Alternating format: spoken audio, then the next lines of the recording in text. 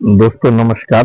बहुत दिनों के बाद आज वीडियो बनाने का मौका मिला है और वीडियो इसलिए बना रहे हैं कि विगत कुछ दिनों में बिजली शॉक लगने से बहुत लोगों के मरने की खबर आई। कुछ दिन पहले एक बिहार पुलिस के जवान इमरसन रड में शॉट लगने के कारण बाथरूम में मृत पाए गए और इधर फिर एक ही परिवार के 3-4 लोग और मामा भांजे से गुजर गए। तो इलेक्ट्रिक शॉक से क्या क्या सावधानी बरती जा सकती है। ग्राहक आते हैं तो कहते हैं इसमें करंट तो नहीं लगेगा, ये ले या ना ले, ऐसे ऐसे सवाल अनेकों पूछते हैं। तो मैंने सोचा कि चलिए एक वीडियो बना देता हूँ। तो ये वीडियो उसी के एवज में बना रहे हैं कि आप कैसे इलेक्ट्रिक शॉक से बच सकते हैं।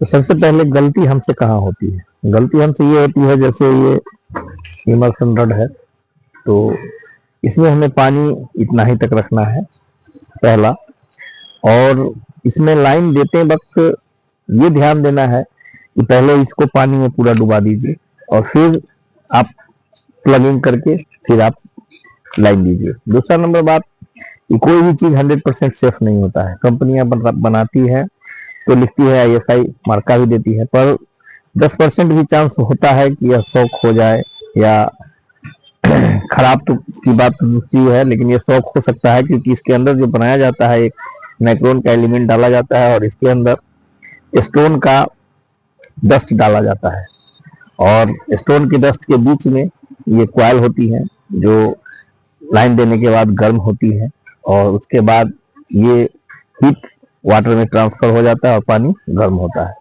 इसका ये फायदा है।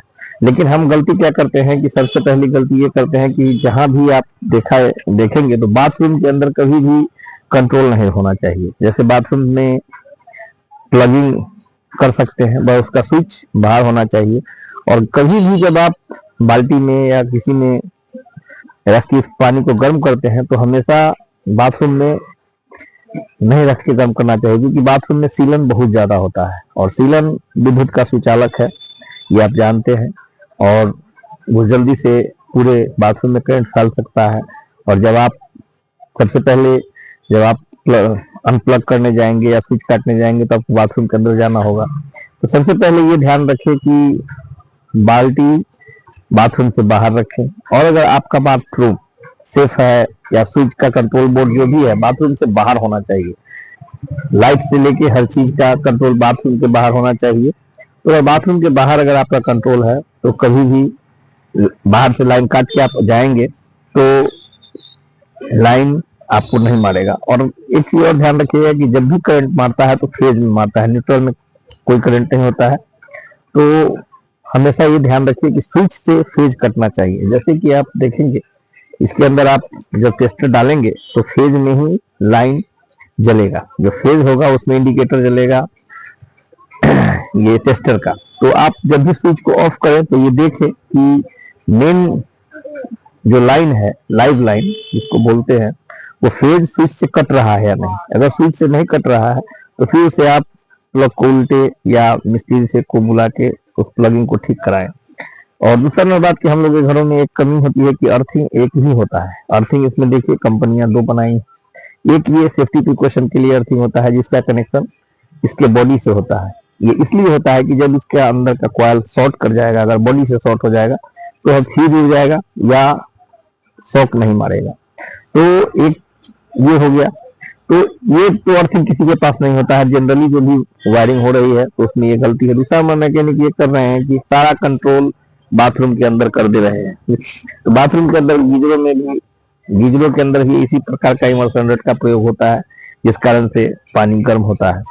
और इसमें जब भी डाले तो इससे ज्यादा पानी से ऊपर नहीं लाए, वरना इसके अंदर तारे होती हैं, वो तारे में अगर सीमन ये जाएगा, हल्का भी पानी का अंश जाएगा तो ये शॉक हो जाएगा और आपको करंट मार सकता है। दूसरा नंबर बात, ये कितना भी ये सेफ है, इसमें हम लाइन देंगे, अभी दिखाते हैं आपको। लाइन दे के और लाइन देने के बाद भी देखिए इसमें लाइन नहीं आ रहा है।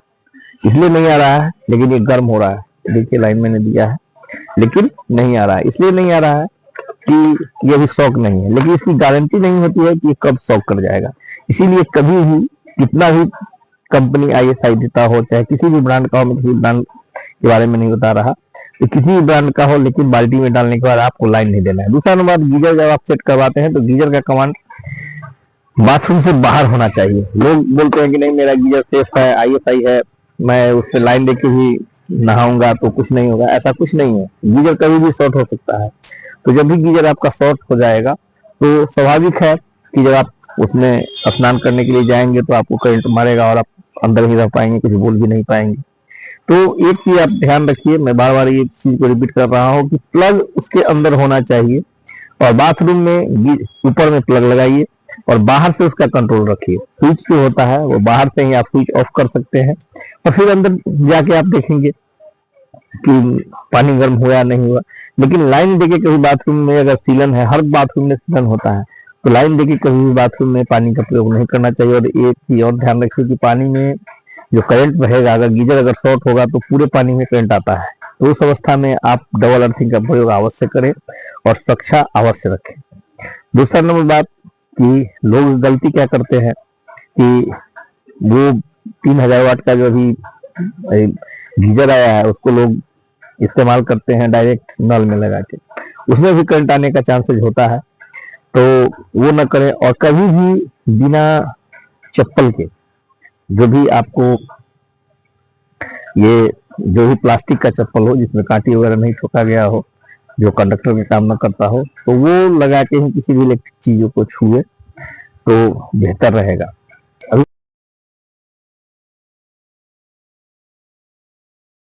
और बिना चप्पल के कभी भी इलेक्ट्रिक अप्लायंसेस को लाइन देके नहीं छूना चाहिए।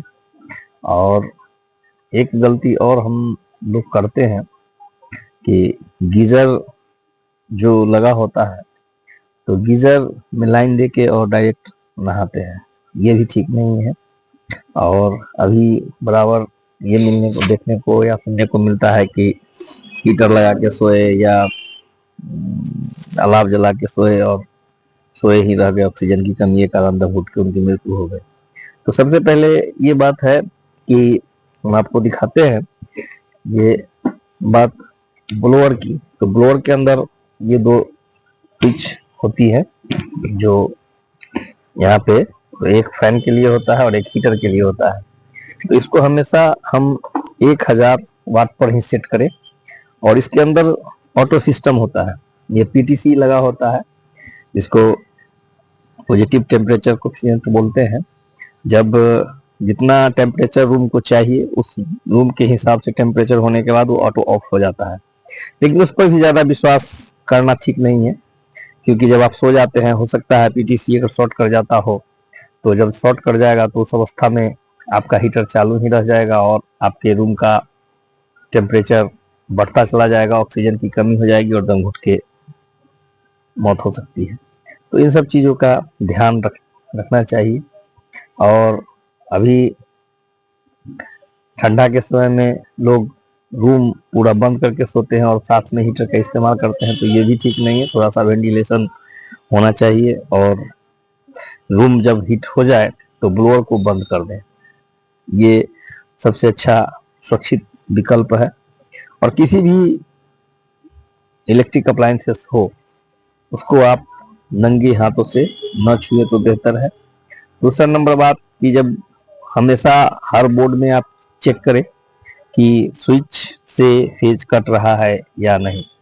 अभी एक घटना हुआ जिसमें अलाव ताप रहे थे और ऊपर से तार गिर गया और मामा भांजे सहित 3 लोगों की मृत्यु हो गई। तो ये तो बिजली विभाग की लापरवाही है, इस पे तो हम आप कुछ नहीं कर सकते। पहले देखते होंगे कि पहले के इंजीनियर को लोग कम समझदार कहते थे, लेकिन जब भी आप देखेंगे हाई टेंशन तार जब भी गुजरती थी तो गांव के बगल से गुजरती थी, जहां कोई मतलब वीरान इलाका होता था, जहां पर कुछ भी ये घर वगैरह नहीं होता था, वहां से लेकर गुजारा जाता था। तो लेकिन अभी गांव गांव में 11,000 तार दरवाजे पर होके गया है और लोग ठंडा के समय में कोई भी मेटल जो भी धातु होता है वो सिकुड़ता है, चाहे वो रेलवे का लाइन हो या तार हो, तो उस अवस्था में तार टूट जाती है और लाइव लाइन होने के कारण लोग मारे जाते हैं। और ऐसे बिजली विभाग बहुत तरक्की किया है कि हर जगह अब थोड़ा सा भी अगर तार गिरता है या सेंसिटिव इतना होता है कि पावर ऑफ हो जाता है, लेकिन क्या गारंटी है कि शट डाउन होगा या नहीं होगा। शट डाउन नहीं होगा तो आदमी उसमें झुलस जाएंगे और 1-2 सेकंड काफ़ी है। और बिजली विभाग से ये गुजारिश जरूर करेंगे कि अभी जितना भी जगह 11,000 तार गुजारा गया है वहाँ पे गार्ड का प्रयोग नहीं किया जाता है, जबकि पहले आप देखे होंगे अभी कभी कहीं कहीं आपको देखने को मिल जाएगा पुराने जगहों पर जहाँ पे 11,000 रोड के इससे इस पार से उस पार किया गया है तो वहाँ पर गार्ड का प्रयोग किया गया है।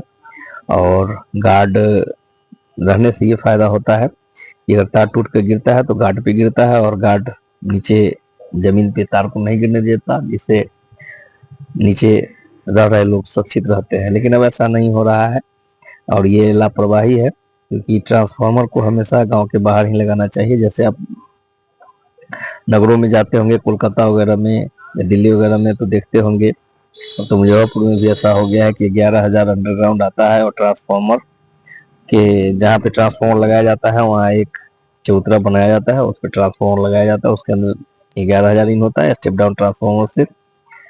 उसको फिर 440 में चेंज किया जाता है और फिर पोल के माध्यम से या अंडरग्राउंड करके लोगों के घर तक जाता है। लेकिन ये सुरक्षा सरकार की होनी चाहिए और ये चीज़ नहीं होती है। और आए दिन जब भी गेहूं का समय आएगा तो स्पार्किंग के कारण खेत का खेत जल जाता है, लोग शॉर्ट लग के मर जाते हैं। तो ये सब चीज़ है, लेकिन वो तो सरकार की चीज़ है, लेकिन हम लोग यही इतना ही लापरवाही नहीं बरते। जब भी रोड क्रॉस करे रात के समय में तो देख लें कि तार गिरा हुआ तो नहीं हो जाए। जैसे अपने आप गांव में आ जाते हैं तो पता रहता है कि यहाँ से तार गुजरा है, तो सब चीज़ों को देखकर और फिर पार करें। जब भी हीटर का प्रयोग करें तो हीटर के ऊपर का जो जाली होता है उसको रंगीन हाथों से न छूना चाहिए। और ब्लोअर को भी हमेशा जब आप सोते हैं तो रूम के किसी कोने में रखें और जब रूम का टेम्परेचर सामान्य हो जाए तो उसे बंद कर दें। ये सब सुरक्षा के उपाय हैं। वीडियो थोड़ा ज़्यादा लंबा हो जाएगा और लंबा होने का आप शायद इसे वॉच नहीं कर पाएंगे, इसलिए मैं इस वीडियो को इतना ही पे समाप्त करता हूँ। फिर कभी मौका मिला तो इलेक्ट्रॉनिक्स से संबंधित वीडियो बना के फिर डालूंगा। धन्यवाद।